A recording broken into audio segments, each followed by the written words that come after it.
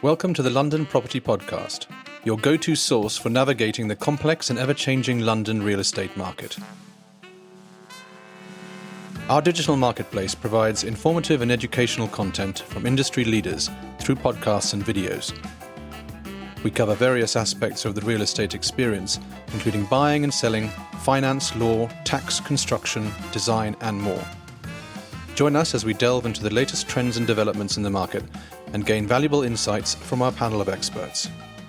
Hello and welcome to London Property, the home of super prime. I'm your host Farnaz Fazaipour, and today we're excited to welcome Silvina Paz back to the show for our market update. Welcome back to the show. Thank you.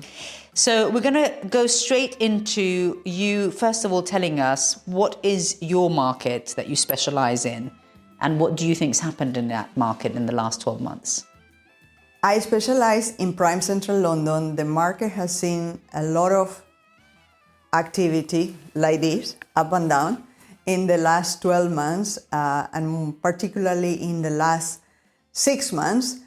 I would say back in late January, when the mortgage rates kind of stabilized and banks started to offer, more attractive rates, there was certainly a, buzz in the market. And of course, this buzz in the market was then, I would say, damped by the news of the non-doms, potential changes to taxation, and then, of course, the news of the elections. Okay, so you think that's dampened the mood across the board? No, it hasn't damped the market. But there seems to be like two camps. On one camp, we have the buyers. We are seeing a big influx of buyers who are very concerned with Labour coming into power, Labour increasing and putting a lot of taxes into properties and taxation on capital gains as well. And that means that some people are now rushing to try to see if they can sell before any of that happens. And then we have buyers that whenever there is an election, they go like, woo, let's see, let's wait, let's see what happens. And I would say there is also a mini subsection of people who are like, oh, there are some people out there that needs to sell or wants to sell. Let's try to see if we can get a deal. The deal seekers are out there in force. That's for sure. I've definitely seen that myself, that, there's a lot of people there looking for opportunities. Yeah. So if you had a crystal ball and you had to predict what's coming, what would you say is coming? Gosh, if I had a crystal ball, I wouldn't be seated here, Farnaz.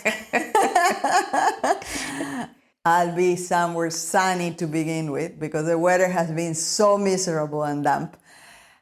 I don't know what's going to happen. It's extremely difficult to say because, the elections certainly have not...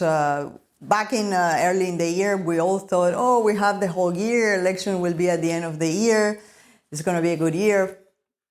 But now that the elections are here, and as I say, it has certainly quietened some of that momentum that was there. And God knows what is going to happen. I mean, to be honest, none of these manifestos make much sense. One promises the earth and the moon and the stars, and the other says not much, other than we're going to tax you, but we are not telling you what the taxes are yet, because just in case maybe if you really knew what the taxes were, you are not going to vote for us. So we've touched on the elections, but is there something that apart from what we've already said, that you think the elections is going to affect the housing market? Yes. I think the other thing that is going to happen in addition of the election, because there is uncertainty, originally there was big expectations that the Bank of England was going to finally start, decreasing the interest rates. But now this has also been pushed. And who knows, right? So most of the banks, or many of the banks, have now increased their rates as well. And that also creates an uncertainty because people are not going to really go and pay around 5%. Now, with all of those things in mind, what do you think is happening with the rental market? The rental market is a different story. The rental market is booming. It continues to boom. Yes, it's not as hot as it was 2 years ago, but it's still, there is no doubt, the rental market is booming. There is a lot of demand for properties. The prices continue to be high, although, again, not as high as they were, but still, lots of demand. So it's actually a really good place to be if you're a cash purchaser to buy rental investment. Yes, You got yourself I into a fully really agree with solid you. situation. I fully agree with you. There is, there is a little moment here that if you are savvy and you do your research, your research and due diligence, you can buy some properties that are very good for buy to let, particularly the one beds. Those are the beds, in my opinion. Yes, you don't get much vacancy. The less bedrooms you have, that's very true. Yeah. Although I always say get 2 beds because once they grow out of the 1 bed, they'll still stay a bit longer.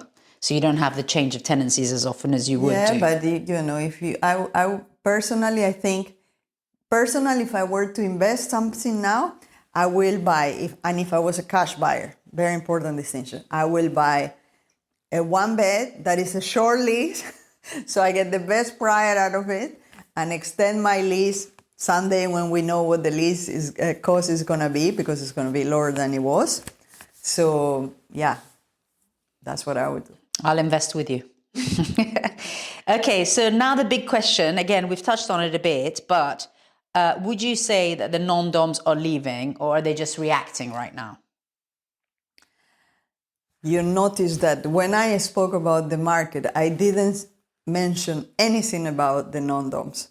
But the reality is the non-doms have had a huge impact on our prime central London markets.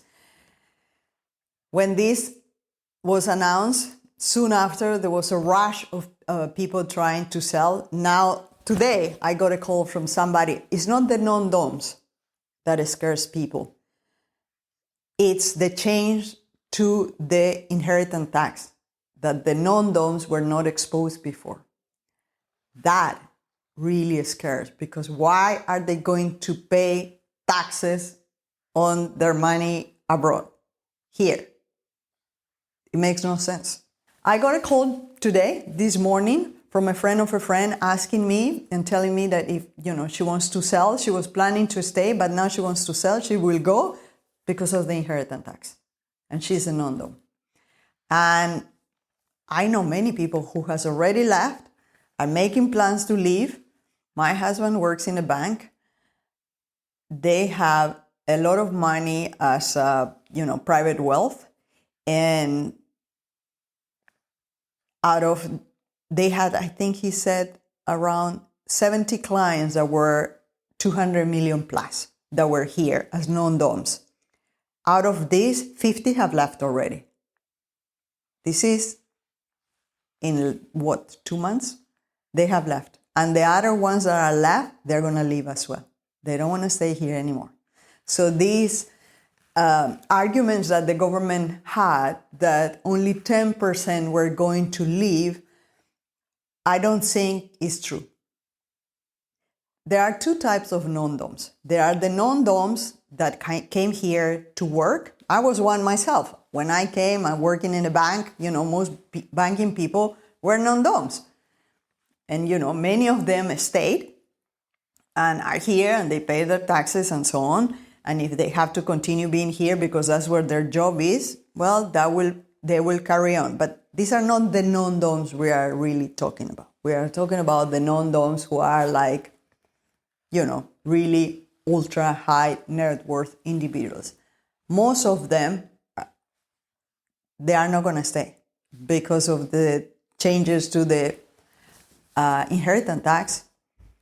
And, all these assumptions that they say about schools, justice system, they don't care.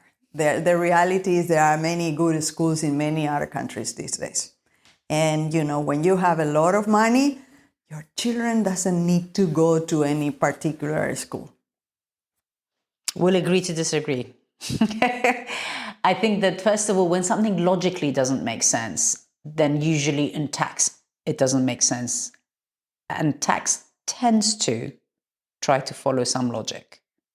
Yeah, but not when you have to pay tax on inheritance tax. That's I agree huge. with that. I agree with that. But 40%. then the thing is that there were other people who were taking advantage of the offshore setups and standards that were not necessarily away from England to begin with. Mm-hmm. So, they're trying to address the ones that fall through the loophole as well. So, I'd like to say that, they will find a way. And, when it comes to schooling, at the end of the day, this is an English-speaking country. So although there might be fantastic schools, in a lot of other European countries, you need to address the language barrier. Yeah. I still think, because I know. We'll come I know come these back and people. discuss this again in 12 months' time. I know these people. I have many friends who are living Farnaz. Many. They are going to many countries. But there's a lot of knee-jerk reaction as well. And also, I think that, some of the people who were planning to leave anyway may bring this plan forward. I was going to go. Most of these people I know, they were not planning to leave. Okay. They are living now because of that. And the thing is, even if now the government backtracks or is in a limbo or whatever, there is something that has been lost. It's the confidence in any government. And in the fact that in the past 10, 15 years, this country has changed so many laws that affect taxes, and they keep changing them, that it doesn't give confidence anymore. One thing that you need to have in order to attract foreign investment, this is economics 101, is stability. And stability is the one thing this country hasn't had in the last years. Yes, well, I can't disagree with you there. But I can hope to say that, there has been a knee-jerk reaction, and some of those decisions were made for valid reasons, where locals were being priced out of the market, where properties were being left empty and not used, and we have a housing shortage. So, if we were to kind of put those hats on, hopefully we're coming out of a period of correction when it comes to decisions made to do with overseas people and property in London. Thank you for coming to join us. We will definitely have you back again on the show post-election. And let's see. I think we'll need to wait. We'll need to wait a few more months, because they already said that they are not going to, turn anything into law for a while. Let's see what happens.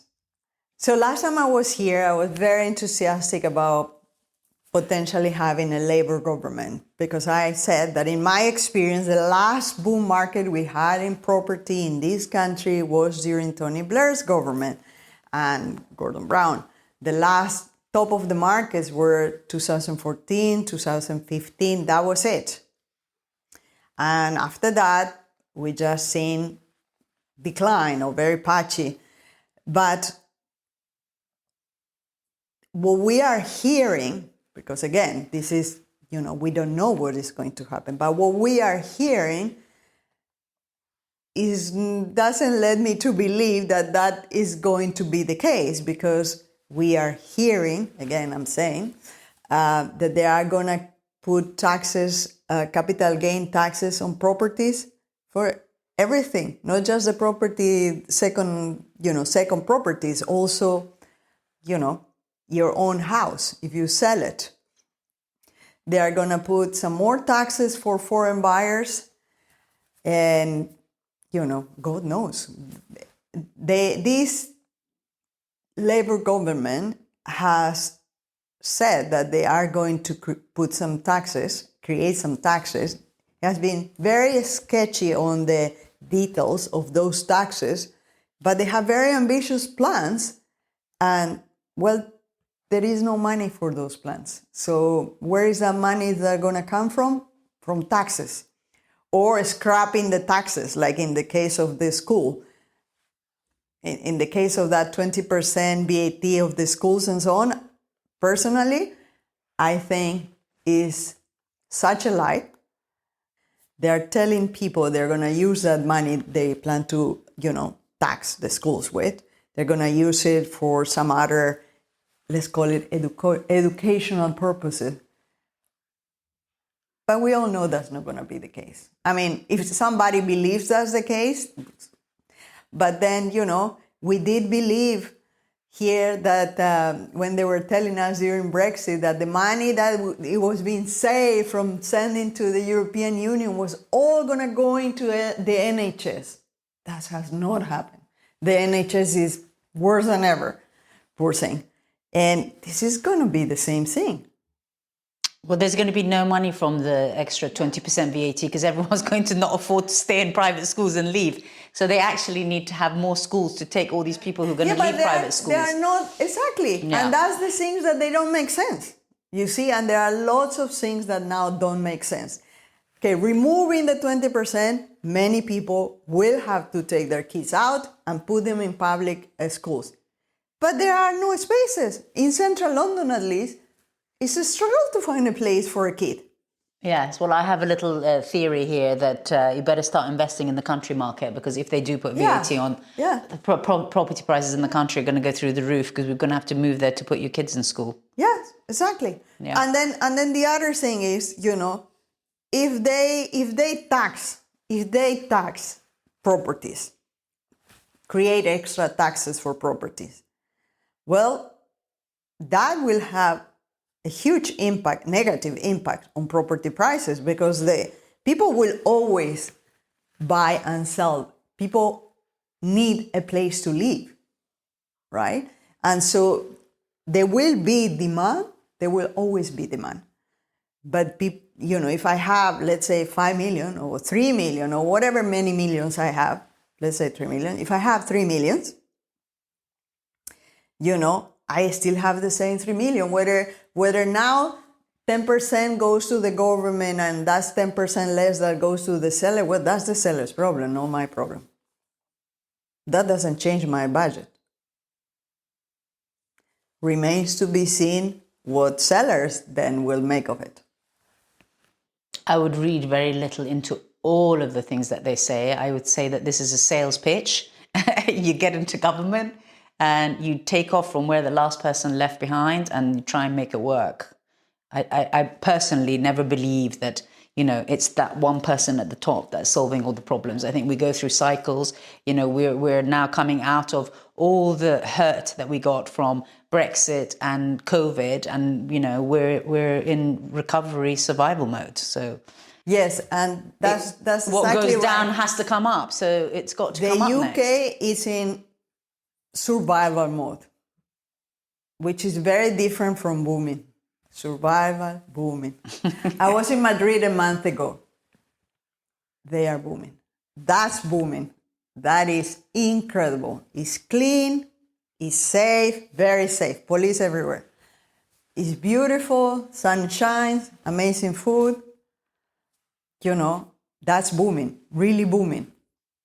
When you leave London and you start seeing what's going on in other places, you come back and you realize what's going on. London has become a very, London is not what it used to be. And I'm not sure if it is one government or two governments, what is going to be required, I think, for things to start changing. We will get there. We will get there. Thank you so much for talking to us. Always a pleasure and always nice to see the different perspective and a reality check. So we will look forward to welcoming you back. Thanks for tuning in to our latest episode of the London Property Podcast. Head over to our website where you can browse our exclusive network of top experts driving the market. As a member, you'll have direct access to our experts and their networks. Our award-winning content will help you choose the right professionals for your needs and make informed decisions about your investments. Personal recommendations are a powerful tool in connecting with trusted professionals. Let us introduce you to the right people to help you achieve your real estate goals. Contact us now to learn more about becoming a member and gaining access to these valuable resources, or joining our directory of experts.